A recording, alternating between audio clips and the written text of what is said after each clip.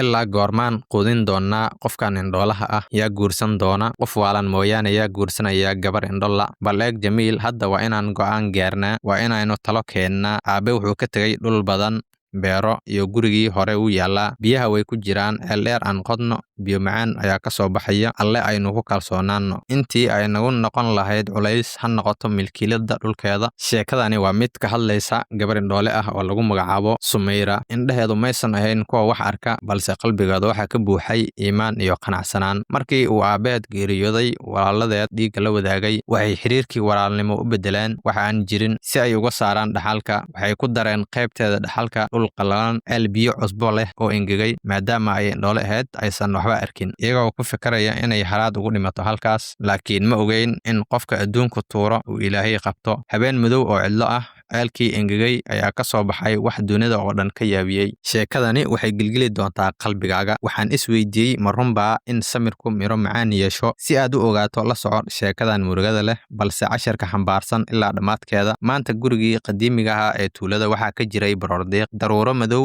ayaa cirka qariyey sidii iyagoo daruuruhu la oynayaan geerida Kariim Bagshaah wuxuu ahaa nin caan ka ah tuulada dhulbeereed weynna ku leh qalbi wanaagsan diinta ku adag sidoo kalena alle cabsi badan noloshiisa oo dhan wuxuu u horay tarbiyeynta caruurtiisa iyo inuu siiyo risqi xalaal ah maanta markii janaasadiisa laga qaaday barxadda guriga codka ugu oohinta badnaa wuxuu ka imaanayay gees ay fadhiday gabadhiisa indhoolaha ah ee Sumayra iyadoo dunida midabkeeda ma arki jirin balse jacaylka aabaheed ayay si qoto dheer u dareemi jirtay waxayna habada ku taabanaysay gacmaheeda sidii iyadoo rabta inay qabato gacanta aabaheed labadeeda walaal ee waaweyn Aslam iyo Jamiil waxay dhex taagnaayeen dadka wajiyadooda murugo ayaa ka muuqatay balse indhahooda ma lahayn murugadii ku habboonayd wiilal uu aabahood dhintay waxaa laga yaabaa inay sabab u ahayd in hadda ay noqonayaan milkiilayaasha hantida iyo dhulka ay sanado sugayeen janaasadii waa la qaaday dadkii waxay u dhaqaaqeen xabaalaha Sumayra waxay ku hartay albaabka guriga hortiisa iyadoo indhaheeda ilmadu ka qabanayaan waxay dareemaysay in tiirkii ay ku tiirsanayd uu maanta jabay habeenkii guriga ee xaaska Aslam Shabana iyo xaaska Jamiil Naziya halkii ay gabadha qalbiga ugu dajin lahaayeen gabadha miskiinta ah waxay bilaabeen inay si hoose u xantaan Sumayra Shabana ayaa tiri walaal waxaan ka baqayaa annagoo u adeegayno in aynu sidan ku gabowno Sumayra dhigaheedu aad bay u fiicnaayeen haddii alle ka qaaday indhaha maqalka uu u sii xoojiyey way maqashay hadalkooda balse way aamustay qalbigeedu hore ayuu u jabnaa balse ereyadani waxay Sumayra ku sii xoojiyeen qalbijabka maalmo ayaa laga joogay geerida aabaheed 40 maalmood xitaa ma dhammayn gurigii muuqaalkiisa uu isbedelay banaankii la isugu imaan jiray si loogu caweeyo hadda cidna ma timaado oo waa cidlo markii hore cuntada qolka ayaa loogu geen jiray Sumayra aabaheedna gacantiisa ayuu ku quudin jiray haddase cuntada waqtigeeda waa laga soo daahiyaa mararka qaar cuntadii la soo reebay ayaa habeenkii la siin jiray mararka qaar rooti qallalan ayaa gacanta loo saaraa Sumayra weligeed ma caban oo waxay ku dadaali jirtay salaada salliga ayay ku fadhiisan jirtay iyadoo alle la hadlaysa ducadeeda waxayna ahayd Ilaahayow ha iga dhigin mid cid kale u baahan habeenada ka mid ah ayaa iyadoo soo jeeda waxay maqashay walaalaheed Akram iyo Jamaal oo ku murmaya barxadda guriga Aslam wuxuu yiri bal eeg Jamiil hadda waa in go'aan la gaaraa ilaa goormaan indhoolahan quudinaynaa yaa guursan doona qof waalan mooyaane Jamiil ayaa yiri laakiin waa walaasheen aabe waa uu nagala dardaarmay haddii aan Sumayra wax dhib ah gaarsiino waxay ka dhigan tahay inaan aabaheen dhib gaarsiinay Aslam ayaa ku jawaabay ma anaga nolosheena burburinayna xaaskaygu maalin walba way la murantaa gabadhan indhahla darteed hadalladoodu waxay u ahaayeen Sumayra sida bir kulul oo jirkeeda lagu dhajiyay habeenkaas way ooyday ilaa indhuhu barareen waxay cirka u jeedisay wejigeeda iyadoo dhahaysa Allahayow haddii aadan isin indho maxaa dunida igu sii daysay ma doonayo inaan culays ku noqdo ehelkayga subaxdii waxaa lagu qabtay shir guriga dhexdiisa Aslam ayaa ku yiri Sumayra walaal aabe ma joogo nolosha gurigana way nagu adkaatay waxaan rabnaa inaan qaybsanno dhaxalka qaybtaadana aan adiguna ku siino dhulka qaar iyo gurigan annaga qaadanayna adiga waxaan ku siinaynaa 5 beerood oo ku yaal buurta hoosteeda qol yar oo halkaas ku yaalo sidoo kale halkaas waxaa ku yaalo ceel biyood Sumayra way ogeyd in dhulkaasi yahay mid qallalan ceelkuna yahay mid cusbo leh oo engegay waxayna tiri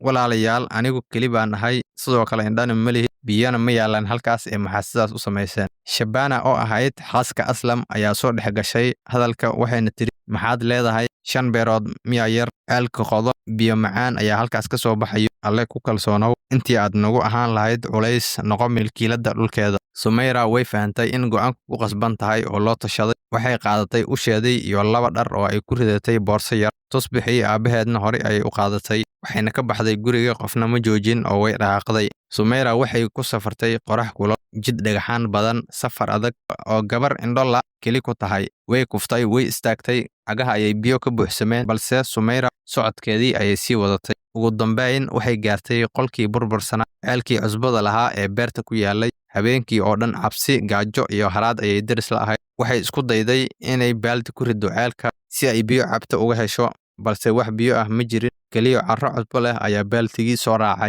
Sumayra markii haraadku ku batay oo ay u adkaysan weyday, waxay go'aansatay inay ceelka hoos ugu degto oo gacmaheeda ku qodo. Faraha ayaa dhiig ka buuxsamay sidii ay ceelka u qodaysay Sumayra. Ugu dambeyn waxay taabatay wax adag, waxayna noqdeen wixii ay soo saartay weel bir ah oo daboolan, gudihiisa biyo kuma jirin. Taas beddelkeeda waxaa ku jiray dhagaxaan yar oo qabow oo dhammaan isla. Sumayra dareenkeeda wuxuu u sheegay inay ahayn dhagaxaan caadi ah. Waxay istiri waa diamond ama luul qaali ah, laakiin waxay tiri alxamdulillah, balse waxaan u baahanahay biyo. Markii ay hoos u sii qoday, il biyo macaan ah ayaa ka soo burqatay ceelkii. Biyo qabow oo macaan ayaa ka soo butaacay ceelkii. Sumayra markaan haraadkii waa uu daayay, biyana way heshay. Sidoo kale dhagaxaantii ay uga shakisay inay yihiin diamond meel ayay dhigatay. Maalmo kadib, nin dahable ah oo jidka ka soo lumay ayaa ka cabay ceelka. Wuxuu arkay mid ka mid ah dhagaxaanta Sumayra, wuxuuna yiri, gabadhayda, tani waa diamond qaali ah oo malaayiin dollar yahay qiimaheedu. Sumayra ninkan caawintiisa ayay hantidii ka koobneed diamond ay si sax ah ugu iibisay lacag. Hanti badan ayay heshay, balse ma noqon mid kibirta. Waxay dhistay masaajido, agoomo ayay guryo u dhistay, iyo ceelkii wuxuu noqday meel ay ka cabaan dadka waddada ku safraya. Dhulkii qalalnaana waxay u beddeshay beero cagaaran.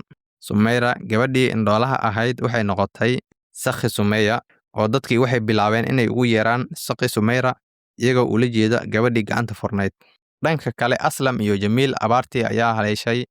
Beerihii abaar ayaa ka gashay, gurigii waa uu ka gubtay, deymo fara badan ayaa lagu yeeshay. Iyagoo fakhri ah ayay tageen meel lagu sheegay in haweeney deeqsi ah ku quudiso masaakiinta. Saf ayay galeen. Markii haweeneydii hor tageen, kursiga waxaa fadhiday haweeney indhola oo wejigooda nuur ka muuqdo. Aslam iyo Jamiil mar qura ayay naxeen oo waxay garteen qoftani inay tahay walaashoodii ay guriga ka soo ceyriyeen ee Sumayra. Waxay qabsadeen jilbaha Sumayra iyagoo leh, naga raali noqo, waan ku dulminay, iska keen cafi walaal. Sumayra ayaa intay madaxooda gacanta saartay ku tiri, kaca walaalayaal, anigu waxaan ahay addoon Alle. Alle qofkii qof sharfa waa uu sharfaa. Ciddii qof dulmisana dulmiga ay geysatay ayuu ka abaalmariyaa. Anigu arrinkayga Alle ayaan u dhiibtay, wuuna i siiyey miraha samirka. Waad joogi kartaan halkan, balse ma ihidiin kuwa milkiilayaal ah ee ahaada adeegayaal u adeega agoonta iyo masaakiinta. Waxay ogolaadeen iyagoo madaxa fooraarinaya inay halkaas kula noolaadaan gabadhii indhoolaha ahayd ee gurigii aabeed ka soo ceyriyeen. Waxayna ogolaadeen inay masaakiinta quudiyaan una adeegaan. Sheekadeenna halkaas ayay ku eg tahay saaxiibayaal. Sheekadani waxayna baraysaa in dulmigu uusan waarayn, samirkuna uu miro macaan yahay. Qofkii Alle ku kalsoonaada, xataa hadduu indhala yahay, qalbigiisa ayaa iftiima. Alle ayaana gacanta qabta.